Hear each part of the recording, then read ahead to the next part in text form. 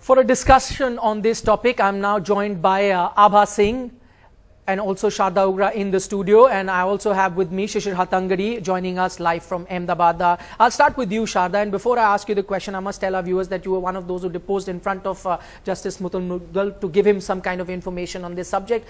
But first thing, before we look into the conflict of interest and what Mayappan's role was, there are two options in front of the BCCI at the moment. Firstly, they could postpone the IPL auctions and try to investigate this matter in right earnest, or then fight tooth and nail in court against this reporter. What do you suspect, over the years that you've covered the BCCI, what do you suspect the BCCI will do? I think they certainly won't sort of try and delay the IPL or the auction, and that we know is not going to happen, because there are many other parties involved in it. So they won't do it. Will they try and fight tooth and nail?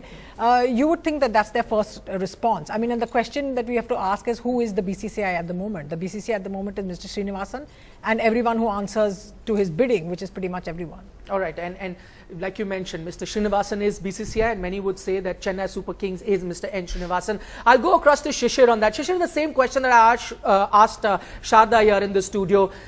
Just to show some kind of intent, shouldn't the BCCI, the first thing, there are serious allegations there in the report that he submitted. The first thing that they should ideally do is postpone the auction and say, these are serious charges, we need to look into this matter before concentrating on the IPL auction. Wouldn't you say so? Not really. I mean, they can go ahead and have the auction for whatever it means to the IPL. At this stage, it's important for the governing council that was in power or were in this hot seat when all this took place, for them to study the report and take measures that would restore the spirit and of course the sanctity of the game. That's more important at this stage. Obviously, Mudgal report has a few, without saying too much, it said a lot. So let's be honest that the ball is really in the governing council's court at this stage, where Rajiv Shukla was heading that committee, and it's for them to vet it, study it, and then really take a decision whether Chennai Super Kings deserves to be there under the 11.3C clause of the IPL governing rules. Okay, because you mentioned that 11.3, Abha also joins us. Abha, you're the legal expert on the panel. Now, the clause clearly states, the 11.3 of the owners' agreement, that any kind of disrepute to the game, any individual associated with a franchise brings to IPL or cricket, then that needs to be scrapped. Based on that, just looking at it very legally, do you think the first thing that the BCCI would have to do now is scrap the franchise itself? Definitely, if they go by merit of the thing, the IPL, then this team needs to be scrapped, because this is an administrative inquiry, and all the things which are there in an administrative inquiry can be done, like is suspension of the team, banning the players. All these actions are departmental actions which can be taken, because Mudgal committee report is a departmental administrative inquiry. It does not have a statutory thing, but it is definitely departmental action can be taken. And on this, because this has openly said that Mayappan was involved in betting, he has leaked important information, and also it talks of Srinivasan's conflict of interest. So at the moment, the first thing they should do is they should scrap the team. They should suspend Mayappan, because the charges on Mayappan are as high as 7 years of imprisonment. Delhi police and Mumbai police, which are inquiring into it, they can use this information in the criminal inquiry, which is being done under Chapter 12 of the Criminal Procedure Code. Right. Abha, we've seen this in the past, and many people are wary of this, that it's happened whenever they've had internal inquiries, the BCCI, they've shifted the goalposts. They've even changed rules sometimes. But this time, because the Supreme Court is involved, do you think it will be very tough for the BCCI to sweep things under the carpet? Definitely, because the earlier report of the BCCI, it gave a clean chit to Mayappan, also Raj Kundra. In fact, Justice Mudgal report says that Raj Kundra's role should be inquired further, and he has himself admitted that he has done betting. So this time, I am sure BCCI, even in fact, it is surprising that there are politicians like Arun Jaitley and Rajiv Shukla who have kept quiet. In spite of Srinivasan, there is conflict of interest. What is shocking is that the top politicians of this country are keeping quiet. But now with the Supreme Court monitoring, I am sure that they will not be able to sweep it any further under the carpet. Right, you talk about politicians. BCCI has this amazing knack, they might fight at the political stage, being from different parties, but when they come under the BCCI, they all seem to join hand. The only body that can actually bring someone from the BJP, the Congress together. Anyway, going back to Shishir. Shishir, we were talking about the earlier panel. We mentioned that right at the start of the show. This was the panel that was set up by the BCCI itself. That gave Gurunath Mayappan a clean sheet. What does it tell you about the functioning of the BCCI?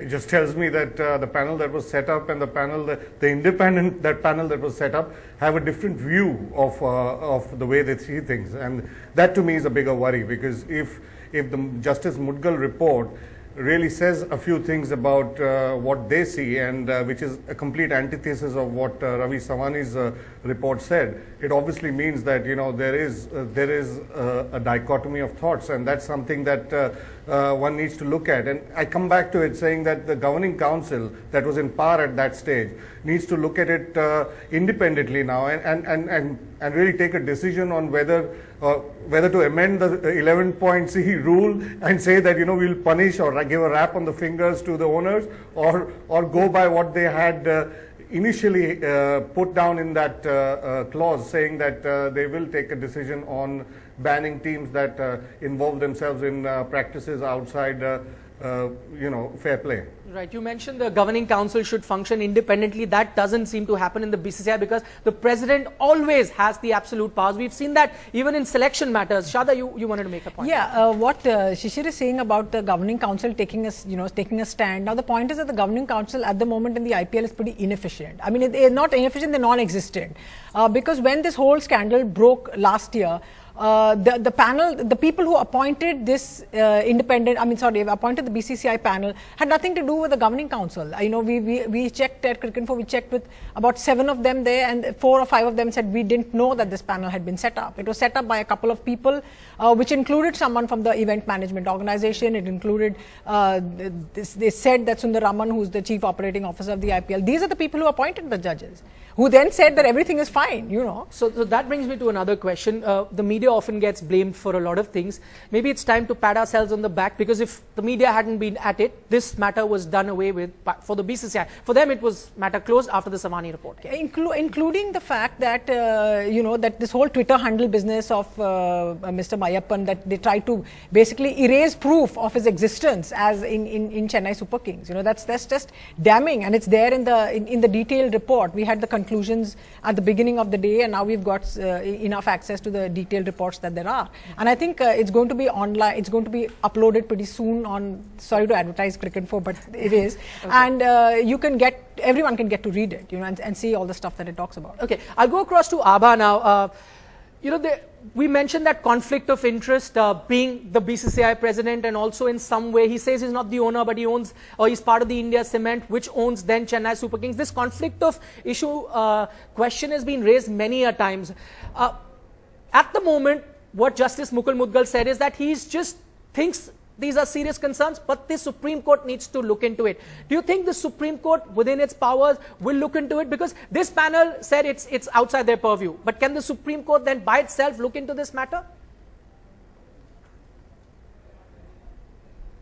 See, Supreme Court is the apex court. It can suo moto take cognizance of all these issues, and definitely there is a conflict of interest, because Justice Mudgal report says that Mayappan is the face of the team, and here Srinivasan was trying to say that he is just a cricket enthusiast. So here Srinivasan has been proven wrong, and here saying that he is the MD and it is India Cements, it is just trying to fool the country. And when there is the committee's report says that there is spot fixing, there is match fixing, these people are involved in it, and now when things are so open, I think the Supreme Court has to rise to the occasion, and a cricket loving country like India cannot be cheated any further. Supreme Court suo moto has to take cognizance and set this BCCI into order.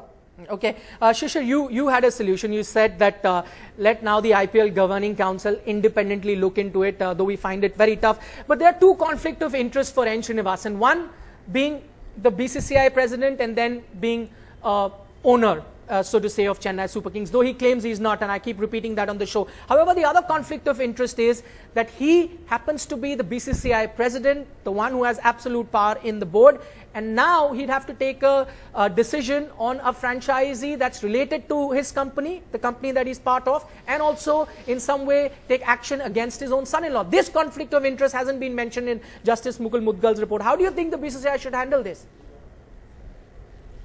Look, firstly, Nikhil, I'd like to just make a point that Srinivasan being the president of the BCCI or involved with the ICC has nothing to do with the core issue, and that is Mayappan's involvement with the Chennai Super Kings. And I keep coming to that if the Justice Mudgal report says that there is something that is amiss, and in the Sahani report, and there he is the owner, Mayappan is the owner, then obviously somebody has to take a call whether they want to adhere to the clause on discipline in the bylaws of the IPL, and that's something that whether it's Mr. Srinivasan or whether it's the governing council will have to take or contest it depending on how they look at it. But at this moment, the conflict of interest and the BCCI president has nothing to do with the ban on Chennai Super Kings, because that is something that an individual committee will have to, or the governing council that was in power will have to contest or then take a decision and take Mr. Justice Mudgal's word for it and his report